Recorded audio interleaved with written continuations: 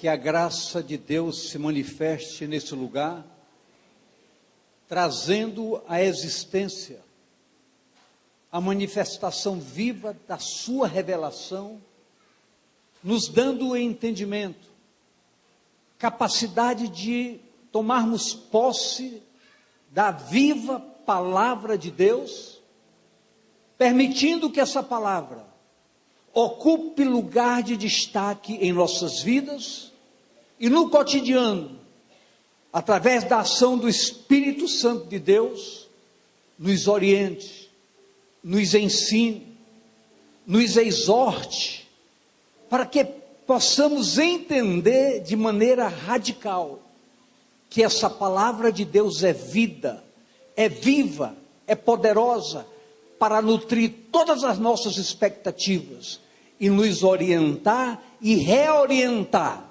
em caminhos de sucesso. Que o Deus dos céus se manifeste nesse arraial nesta manhã, trazendo paz, trazendo alegria, trazendo operação de milagres e maravilhas, para que a sua igreja se consubstancie na fé, entendendo que o Deus dos céus, que é amor, que é verdade, que é fundamento de vida, através da sua graça, na pessoa bendita do Senhor Jesus, permita que todos nós possamos sair de nós mesmos, dos nossos próprios entendimentos, para buscarmos a fonte reveladora, que nos guie no caminho que glorifique ao Senhor, que exalte ao Senhor, que bendiga ao Senhor em todo o nosso caminhar. Que as mais ricas bênçãos dos céus se derramem sobre sua vida, sobre sua casa, sobre sua família, para que as suas perspectivas estejam focadas numa esperança renovadora, numa fé inabalável e numa certeza de que a graça de Deus em Cristo é suficientemente capaz de lhe guiar no caminho da vida e abrir a porta plena do gozo salvador da pessoa do Senhor Jesus na sua vida. Que o Senhor abençoe a cada um aqui nesta manhã, que a sua graça se derrame e transborde em nossas vidas, em nome do Senhor Jesus, amém e amém. Ainda de pé, quero ler só um verso da palavra de Deus, que está em Provérbios 28, 13, que diz: o que encobre as suas transgressões nunca prosperará, mas o que as confessa e deixa alcançará misericórdia. Misericórdia de Deus para conosco nesta manhã. Pode sentar. Queridos,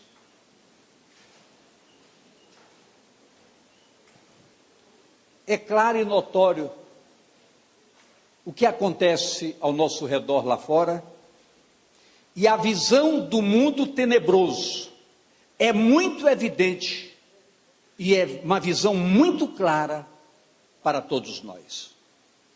Não podemos negar, e o que a palavra de Deus diz é que o mundo jaz no maligno, ou seja, o maligno gerencia toda a área comportamental do mundo lá fora. Um dia como esse, em que vamos celebrar a ceia do Senhor, que é algo extremamente sério, desafiador, que nós possamos mergulhar nesse propósito, com determinação mesmo, de que possamos sair daqui fortalecidos pelo Senhor e pela força do seu poder, para uma jornada condizente com os princípios que regem a viva palavra de Deus. A palavra diz em Efésios 4, 22, que nós precisamos nos despojar do velho homem. Despojar significa abdicar da idolatria do eu, para abrirmos mãos dos nossos entendimentos naturais, para focarmos na jornada que nos aguarda daqui para frente, uma jornada traçada, projetada, fixada, com o entendimento de que nós estamos, como igreja do Senhor Jesus, com um propósito de caminharmos para a salvação eterna. Eu queria que você olhasse para a pessoa e dissesse para ela, a pessoa do seu lado, e dissesse para ela: essa jornada para a salvação é uma responsabilidade sua. É uma responsabilidade de cada um de nós. A palavra de Deus, queridos, revela condições básicas à participação efetiva de um relacionamento vivo com o Senhor. Relacionamento através do qual somos habilitados aos direitos participativos da sua graça na pessoa do Senhor Jesus. O que é relacionamento com Deus? É buscar a sua presença, é ter uma vida responsável de meditação e de oração e de consagração. Quem se relaciona com Deus, tem intimidade com Deus, chora na presença de Deus, sabe que é tocado por essa presença. Queridos, chega o momento, chega a hora, assim como a Bíblia diz, que lá fora o amor esfria, a maldade se multiplica, o pecado campeia em todos os lugares, no seio da igreja viva, precisa haver santidade e vida de qualidade com relacionamento com Deus. Não existe outra forma de sermos uma igreja viva, sem um relacionamento íntimo e verdadeiro com o Senhor nosso Deus. O que nos leva a sentir o gozo da graça de Deus? É o estágio de santidade que alcançamos, e então entendemos como Deus está disponível para nos ouvir e nos abençoar. Eu queria fazer uma pergunta para essa igreja. Você, estou falando com cada um em particular, tem intimidade com Deus? Quem acha que tem uma intimidade com Deus, me dê um sinalzinho. Eu tenho intimidade com Deus. Uma minoria levantou o braço. É importante que nós entendamos, querido, que Deus é verdadeiro, Deus não mente, e a palavra dele diz que o Senhor está disponível. Se nós o buscarmos, nós o acharemos. Se nós pedirmos, nós receberemos. Se nós batermos, ele vai nos abrir. E por que você não tem intimidade com Deus? Se ele disponibiliza para isso, ele está disponibilizado para isso. Cada dia que passa, cada motivação de um culto, é preciso que nós possamos abrir espaço. Você veio aqui para aprender algo mais, para tomar posse de algo mais e para viver esse algo mais.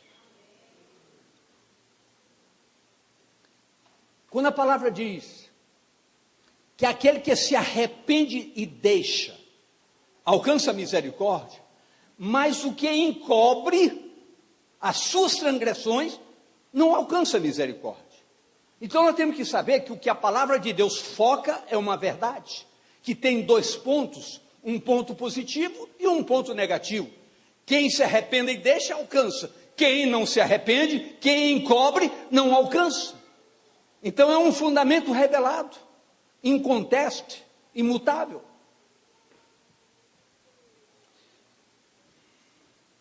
O sentir a graça de Deus é sentir vida abundante e que podemos vivê-la no cotidiano do nosso caminhar. Todos os dias nós podemos viver esse relacionamento pleno com Deus. Eu falei quantos dias? Diga todos os dias. É como foi lido no começo do Salmo, continuadamente, perpetuamente, envolvido, condicionado a esse pleno relacionamento com Deus. O estado natural do homem pode ser o mais deplorável possível, como diz Isaías 1, 18 a 20. Presta atenção, por favor. 20, então, e arguí-me, diz o Senhor, ainda que os vossos pecados sejam como a escarlate, eles se tornarão brancos como a neve. Ainda que sejam vermelhos como o carmesim, se tornarão como a branca lã. Se quiserdes e ouvirdes, comereis o bem desta terra. 20. Mas se recusardes e fordes rebeldes, sereis devorados à espada, porque a boca do Senhor o disse. Então, porque o Senhor falou. Queridos, arrependimento é um ato de humildade. Arrependimento é uma contrição, é um quebrantamento debaixo da verdade, verdade que se perpetua com resultados positivos. É preciso que nós entendamos que muitas vezes nós estamos presos a toda uma vida pregressa que tivemos para trás. E muitas vezes as coisas foram tão fortes que nós não temos condições de uma fé inabalável capaz de entender que Deus não limita dimensões do erro. Deus estende e perpetua a sua graça em abundância para que ela nutra toda uma ação poderosa de quebrar todas as coisas do passado e construir um novo tempo em nossas vidas. É difícil entender como nós que vivemos uma vida muito ruim para trás, e entender corajosamente que hoje a santidade faz parte das nossas vidas. Eu queria que você olhasse para a pessoa do seu lado e dizer: tenha coragem e entenda que a santidade pode fazer parte da sua vida, independente de quem você foi ou do que você fez. Amém, queridos? Independente.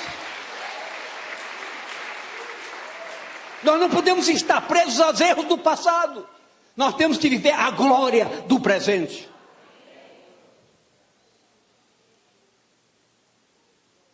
O que precisamos mostrar é um caráter não impositivo do convite de Deus para a santidade. Todavia, um arrependimento profundo e posicional, com confissão e propósitos sinceros, alcançando o coração de Deus e as respostas divinas para uma vida plena de agrado ao seu coração. Isso, queridos, é propósito, isso é proposta, isso é um convite, isso é a revelação da palavra dizendo: eis que eu estou convosco todos os dias. É só querermos, é só querermos. E a palavra diz: se você quiser ir ouvir, você vai comer o melhor desta terra. Isso parece um direcionamento exclusivo para incrédulos. Eu quero dizer a você, não é verdade. No entanto, essa realidade precisa ser viva e desafiadora dentro da própria igreja, dentro do próprio corpo chamado Igreja do Senhor Jesus. Queridos, preste bem atenção. A Bíblia diz, e a evidência desse dito da palavra, é para um tempo chamado tempo do fim, que nós já vivemos, que Deus fará diferença entre quem o serve e quem não o serve. Essa diferença, querido, ela se potencializa em atitudes, em vidas comportamentais. É a nossa vida, é a nossa identidade, é o nosso caráter transformado em caráter santos, que vai permitir que Deus possa olhar para mim, que Deus possa olhar para você e dizer: eu vou mostrar lá fora a diferença entre quem me serve e quem não me serve. Eu pergunto: Deus pode contar com você para isso? Para que Deus conte com você para isso, você tem que ter uma vida de quem se arrependeu profundamente, deixou o pecado e vive em santidade para com o nosso Deus. Queridos, isso é extremamente desafiador, mas eu quero dizer para você, que não importa a sua história, importa hoje o seu propósito. O que importa hoje? Diga: o meu propósito. Escute, a igreja precisa urgentemente, mas urgentemente mesmo, de um posicionamento incondicional. É preciso que preste bem atenção. Às vezes são coisas pequenas, São coisas pequenas, coisinhas pequenérrimas, mas que fazem diferença. Outro dia eu estava pensando lá no supermercado. Às vezes a gente é surpreendido por uma atitude de uma caixa que age grosseiramente com a gente, e o nosso impulso natural é reagir também e dizer para a caixa do supermercado: fique no seu lugar. Não é isso? E eu pergunto, quando eu digo isso, em que lugar eu estou? Quando eu poderia dar a ela um testemunho totalmente diferente. Você foi grosseira, mas aqui está o homem de Deus pronto para lhe perdoar e desejar o bem para você. Queridos, nós temos que fazer diferença. Diga à pessoa do seu lado: nós temos que fazer diferença. E a diferença se faz nos mínimos detalhes. Deus muitas vezes permite situações para testar se nós evoluímos espiritualmente, se nós estamos na condição verdadeira de que somos homens e mulheres de Deus, qualificados como tais. Eu posso ouvir amém? Qual a dimensão de Deus para perdoar a grandiosidade do seu erro? Em 2 Crônicas, no capítulo 33, a palavra de Deus nos relata sobre sobre o reinado de Manassés. Reinado de quem? Filho de Ezequias, em Jerusalém. Ezequias foi um rei que fez o que era reto junto ao Senhor, fazendo tudo o que fizera Davi, procurando agradar a Deus. 2 Reis 18:3. E fez o que era reto aos olhos do Senhor, conforme tudo o que fizera Davi, seu pai. O rei Manassés, seu filho, ao contrário, fez o que era mal perante o Senhor, segundo as abominações dos gentios que o Senhor expulsara da sua presença de diante dos filhos de Israel. 2 Crônicas 33:2. E fez o que era mal aos olhos do Senhor, conforme, escute isso aqui por favor, as abominações dos gentios que o Senhor lançara de diante dos filhos de Israel. Eu queria fazer uma pergunta para você. O que está acontecendo lá fora são terríveis abominações ou não? O pecado está dominando de tal maneira que, se você liga a televisão, a prostituição está evidenciada. Tudo que você olha lá fora, os sinais são claros de abominações de um povo que descartou a presença da glória de Deus para viver as satisfações das suas vontades, dos seus desejos, das suas sensualidades, das suas sexualidades. Mas escute, o rei Manassés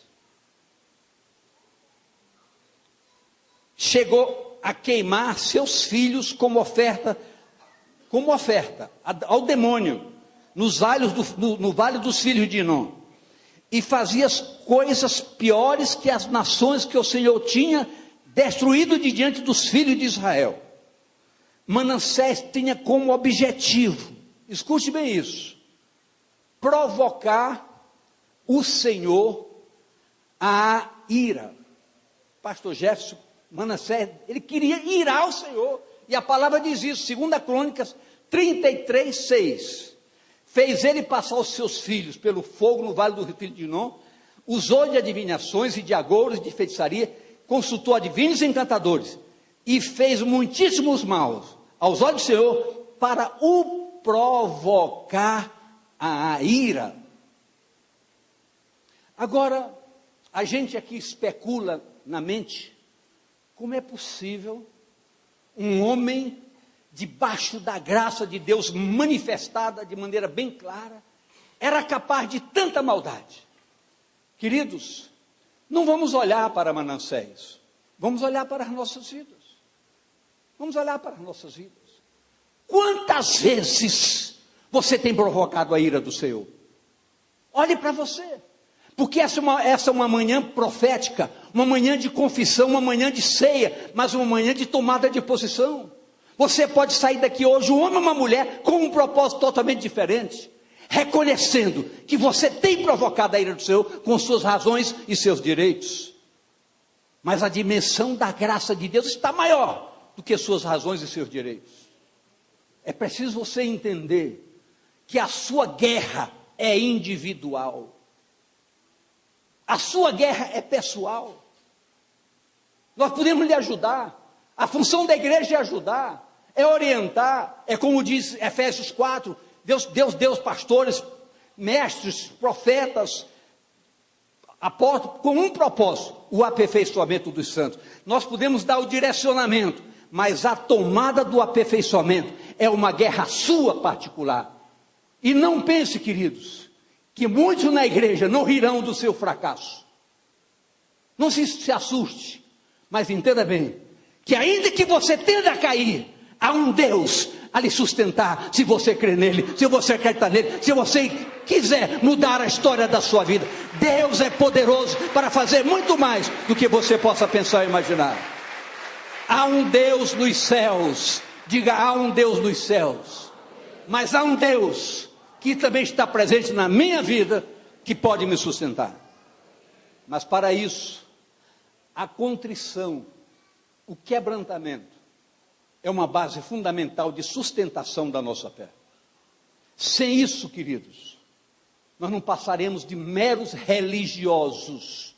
E o tempo vai passando. Você vem o dia que você quer, você projeta como você é a igreja, você faz tudo ao seu molde. Tudo como você acha. Repense isso, queridos. Repense isso. Na sua Bíblia está escrito, na sua Bíblia, não deixe de congregar, como muitos fazem, e a Bíblia diz, chame a atenção e repreenda, porque o fim se aproxima. Então nós temos que ser corpo tem que estar ligado com o cabeça, e a Bíblia diz que nós somos corpos do Senhor Jesus, que é o cabeça da igreja, dado por Deus com propósitos. Escute,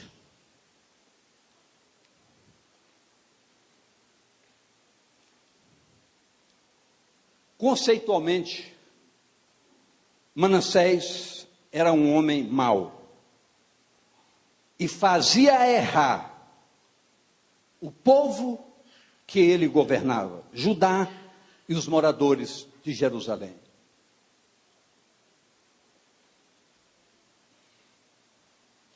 Há momentos objetivos em que nós precisamos parar e entender que nós precisamos fazer uma análise de quem somos nós. Quem sou eu? Jesus chegou a perguntar aos seus discípulos conceitualmente. Jesus perguntou aos discípulos, o que dizem os homens que eu sou?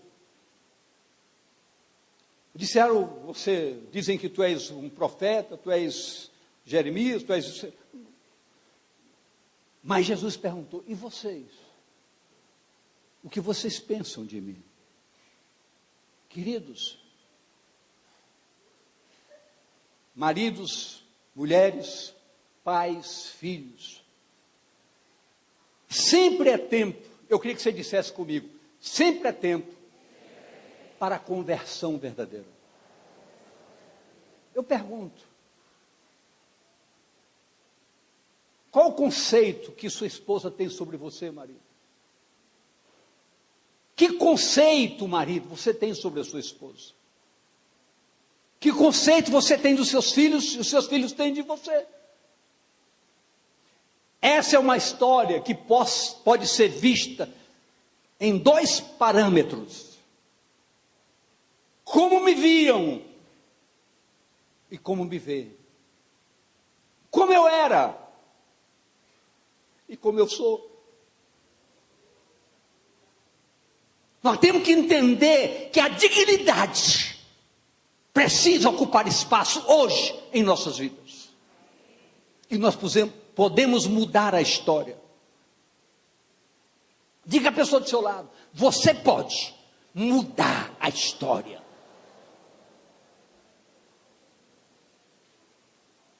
Olha o perfil de Manassés. Olha o perfil de Manassés. A palavra diz um homem terrível, um homem mau, um homem cruel. Mas escute. Deus é extremamente misericordioso. E nós sabemos, porque as suas misericórdias não têm fim. Falou o Senhor a Manassés e ao seu povo, contudo não lhe deram ouvidos. A oportunidade foi dada. E eu quero dizer para essa igreja nessa manhã, num dia de ceia, a ministração da palavra, que não é um escrito do homem, do pastor, mas é um escrito da própria palavra que se revela, nós somos apenas instrumento para ministrar. Hoje, diga a pessoa ao seu lado, hoje você está tendo uma oportunidade. Todos nós estamos tendo uma oportunidade de reflexões, de rever caminhos, jornadas, hoje, não é amanhã, é hoje. Olha o que ele diz, 2 Crônica 33:11. Pelo que o Senhor trouxe sobre eles os príncipes do rei da Síria, os quais prenderam Manassés entre os espinhais e o amarraram com cadeias e o levaram à Babilônia. Por quê? Porque Deus deu uma chance a Manassés e ele não quis ouvir. Eu pergunto a você, você ouvindo a ministração da palavra de Deus profética para a sua vida, cabe a você ouvi-la ou não? É uma decisão pessoal. A guerra é sua, mas a vitória também é sua. Então, igreja, aconteceu algo extremamente importante. Diga importante. Escute, 2 Crônicas 12-17.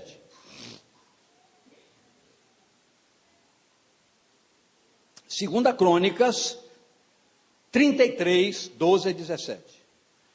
E ele, Manassés, angustiado, orou deveras ao Senhor seu Deus, e humilhou-se perante Deus, o Deus de seus pais, e lhe fez oração, e Deus se aplacou para com ele, e ouviu a sua súplica, e o tornou a trazer a Jerusalém, ao seu reino. Então reconheceu Manassés que o Senhor é Deus. E depois disso, edificou o muro de fora da cidade, ao ocidente de Gion, no vale à entrada da porta do peixe, e a roda de Ofel, e o levantou muito alto. Também pôs oficiais valentes em todas as cidades fortes de Judá, e tirou da casa do Senhor os deuses estranhos, e o ídolo, como também todos os altares que tinha edificado em nome da casa do Senhor, e em Jerusalém, e os lançou fora da cidade. E reparou o altar do Senhor, e ofereceu sobre ele ofertas pacíficas e de louvor, e mandou a Judá que servisse ao Senhor Deus de Israel. Mais ainda, o povo sacrificava nos altos, mas somente ao Senhor seu Deus. O que é que a palavra nos fala e nos mostra?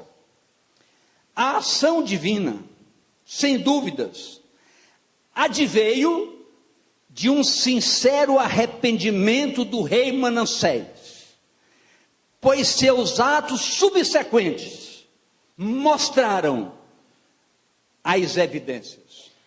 O que eu quero dizer nesta manhã a esta igreja é que quando o arrependimento verdadeiro nutre nossas vidas, nós não seremos nunca mais as mesmas pessoas. Evidenciará no caminhar de cada um uma tipificação diferenciada. Por quê? Porque tivemos um encontro com a verdade, muito embora sofismando essa verdade por algum tempo. Quantos creram, aceitaram a Jesus, depois voltaram à vida pregressa? Mas quando o arrependimento profundo bate dentro do nosso ser, somos quebrados, somos transformados em novas criaturas. Uma igreja forte e verdadeira caminha com novidade de vida e com novidade de espírito. Você nunca pode ter as mesmas atitudes que você tinha no passado. Sua maneira de reagir tem que ser diferente. Por quê? Porque hoje o arrependimento mudou sua história e nasceu em você uma nova pessoa, um novo crente, uma nova crente, onde Deus está presente e você é chamado e convocado para fazer diferença nessa geração. Eu posso ouvir amém? Eu queria que você entendeu? Você está entendendo? Então não importa o que você fez. Eu não me arrependo de dizer isso. Eu gostaria de nunca, depois que eu conheci a graça, nunca ter errado. Eu gostaria. Como eu lamento, como eu choro por isso. Mas uma coisa temos que entender. Quando uma contrição bate no peito, uma nova história acontece. Escute. Queremos apresentar esses fundamentos, objetivando todos nós entendermos que tipo de coração o Senhor quer ver em nós. Que tipo de vida o Senhor quer ver nós vivendo. Para isso, eu quero aguçar sua mente. Para isso, falando com você, não olhe para o lado, estou falando agora com você. Todos que estão aqui nesta manhã, saia da zona de conforto. Seu conforto está lhe prendendo, está lhe amarrando. Você tipifica aquela pessoa que estabelece o seu programa de vida. Saia da zona do conforto. Projete ser mais submisso, ser mais participativo, ser mais cooperador na obra. O tempo do fim se apresenta. Quantas pessoas você já conquistou para Jesus? Nós temos uma meta, ganhar uns 600 pessoas até o ano que vem. E você pode cooperar com essa conquista. A igreja tem que ter metas. A igreja tem que ter programas de santidade, compromisso, com campanhas para sermos melhores. Você precisa uma vez por semana entrar num propósito de oração, de jejum, de consagração da sua vida, para conquistar seu sucesso, a sua vida melhor. Desembaraçar-se do eu. Diga à pessoa do seu lado, por favor, dê um toquezinho nela e diga, saia da sua zona de conforto.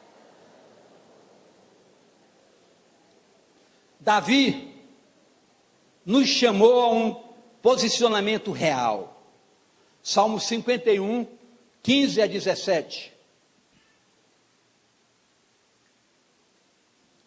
Abre, Senhor, os meus lábios, e a minha boca entoará o teu louvor. Porque te não comprases em sacrifícios, senão os daria. Tu não te deleitas em holocaustos. Os sacrifícios para Deus são um espírito quebrantado e um coração quebrantado e contrito. Não desprezarás, ó Deus. O que Deus quer é contrição, é quebrantamento. Vejamos o outro lado da história. Ezequias, pai de Manassés, diz a palavra, fez o que era reto diante do Senhor. Mas Ezequias adoeceu. 2 Reis 20, de 1 a 3. Naqueles dias, adoeceu Ezequias de morte, e o profeta Isaías, filho de Amós, veio a ele e lhe disse, assim diz o Senhor, ordena a tua casa, porque morrerás e não viverás. Então virou o rosto para a parede, e orou ao Senhor, dizendo, Senhor, sê servido de te lembrar, que andei diante de ti em verdade com um coração perfeito, e fiz o que era reto aos teus olhos. E chorou Ezequias muitíssimo. Diz a palavra que ele foi restaurado da doença, e Deus disse, observei a tua oração, e vi as tuas lágrimas. Agora escute, apesar de tudo isso, um homem que vivia em retidão, seu coração se encheu de orgulho, porque fora agraciado por uma bênção preciosa de Deus. Eu me preocupo muito, queridos, com os púlpitos em nossos dias, pelo ensoberbecimento de muitos, que por ser instrumento nas mãos de Deus, começam a tirar a glória de Deus e colocar glória para si. Que essa doença nunca nos alcance, nunca. Toda a honra, toda a glória, todo o louvor desse púlpito só pertence ao Senhor nosso Deus. A Ele toda a honra, toda a glória, todo o louvor e toda a exaltação, somente a Ele.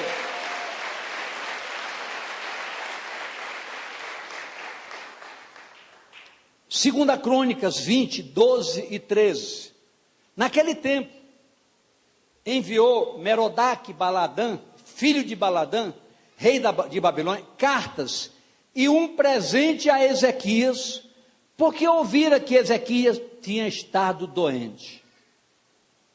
E Ezequias lhe deu ouvidos e lhe mostrou toda a casa de seu tesouro, a prata e o ouro, as especiarias, os melhores ungüentos e a sua casa de armas, tudo quanto se achou nos seus tesouros. Coisa nenhuma houve que ele se lhe não mostrasse, nem em sua casa, nem em todo o seu domínio. Quando Ezequias recebeu a visita dessas pessoas, ao invés de glorificar ao Senhor, dizendo: o Senhor me abençoou, o Senhor teve misericórdia de mim, o Senhor me curou, ele se encheu de orgulho. Ezequias perdeu a grande oportunidade de glorificar ao Senhor diante dos mensageiros. Deu vazão ao orgulho e à vaidade. Então o Senhor lhe mandou o profeta Isaías, 2 Reis 16, 18.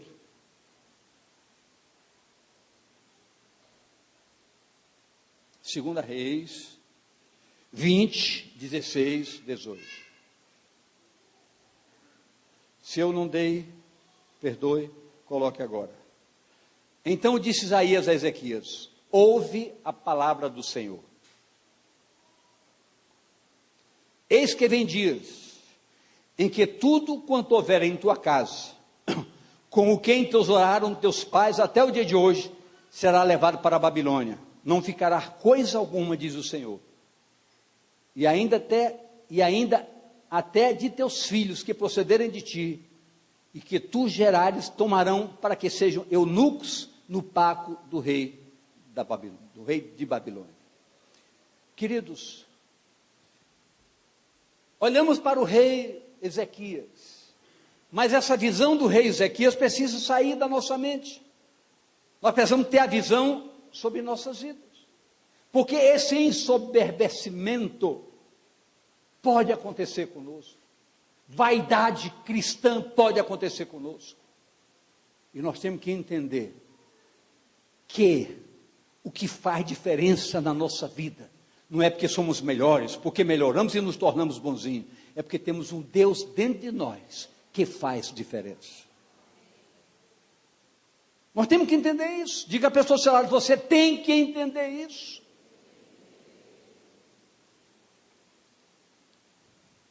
Além da soberba, Ezequias evidencia um terrível espírito de egoísmo. Olha o que nos diz 2 Reis 20, 19. Então disse Ezequias a Isaías: boa palavra do Senhor que disseste.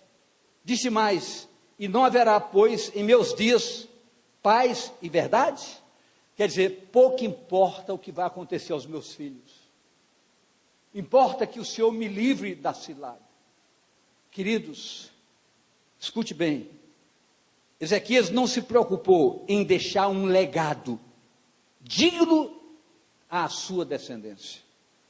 Mergulhou em Provérbios 3:5, na parte B, que diz: confia no Senhor de todo o teu coração e não te estribes no teu próprio entendimento. Muitas vezes nós estamos focando o projeto religioso por estarmos estribados nos nossos pensamentos.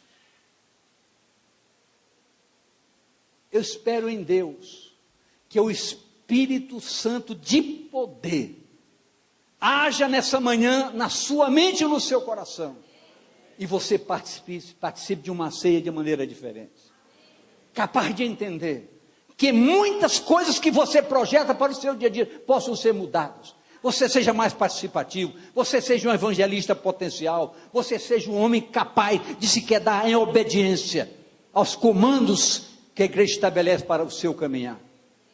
É tempo de mudar, é tempo de reflexão, é tempo de contrição, é tempo de arrependimento, é tempo de mudança, é tempo de cooperar em conquistas, porque o Senhor diz na sua palavra: eu vos nomeei para que vocês deem frutos, e os vossos frutos permaneçam.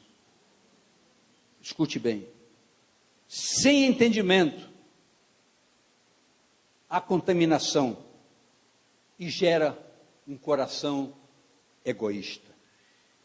Por fim, quero dizer a essa igreja, todas essas lições são fundamentais para construirmos uma igreja que precisa caminhar em pleno agrado ao coração do Pai.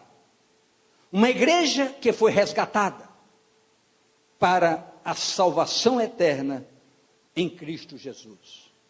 E por fim mesmo, que você se coloque de pé para nós lermos só 2 Pedro 1, 10 e 11. Portanto, irmãos, procurai fazer cada vez mais firme a vossa vocação e eleição. Porque fazendo isso, nunca jamais tropeçareis. Porque assim vos será amplamente concedida a entrada no reino eterno de nosso Senhor e Salvador, Jesus Cristo. Fazendo isso. Diga a pessoa do seu lado, ele está dizendo fazendo isso. Ou seja, obedecendo o programa revelado pela palavra. Para que as coisas de Deus ocupem espaço significativo na vossa vida, no vosso entendimento, no vosso caminhar. Para que a graça de Deus transborde a tal ponto de fazer você uma pessoa diferente, um homem diferente, uma mulher diferente, compromissada com a verdade e com o espírito livre da graça de Deus presente em sua vida. Pai, em nome do Senhor Jesus, como diz a tua palavra, que a tua palavra não voltará vazia. Eu quero te pedir nesta manhã, em nome de Jesus, que esta palavra que é tua, não volte vazia, mas cumpra os seus desígnios, para que essa igreja seja tomada por um entendimento forte, ela entre na contrição e no quebrantamento, essa igreja se reprograme, para ter uma vida de oração, uma vida de santidade, uma vida de comunhão com a tua presença, uma igreja que busca uma intimidade com o Senhor, um relacionamento com o Senhor, uma igreja que se consagre, que ore, que faça jejum, que se quebrante para glorificar o Senhor todos os dias do nosso caminhar, uma igreja que se preocupe sim, com um testemunho de vida, esse testemunho que pode ajudar a conquistar outras pessoas lá de fora, a ganhar almas para o Senhor Jesus, ter compaixão pelas almas que se perdem, uma igreja que se santifique, uma igreja que entenda, Pai, que nós vamos fazer diferença, e nós temos que nos preparar para fazer essa diferença. A santidade norteie todo o nosso caminhar, e possamos assim agradar o teu coração, que tenhamos a consciência que a responsabilidade é pessoal, que a salvação é pessoal, que cada um precisa fazer a sua parte, as famílias precisam estar entrosadas com propósitos, e esses propósitos advirão, com certeza, de uma igreja, de uma família que ora, de uma família que se consagra, de uma família que se converte em plenitude.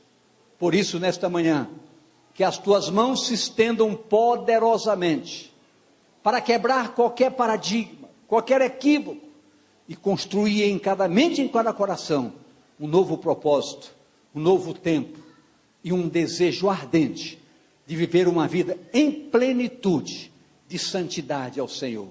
Que o Senhor te abençoe, que o Senhor te guarde, que resplandeça o seu rosto sobre ti, que tenha misericórdia de ti, te dê entendimento e te dê a sua paz.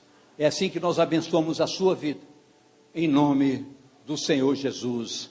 Amém e amém.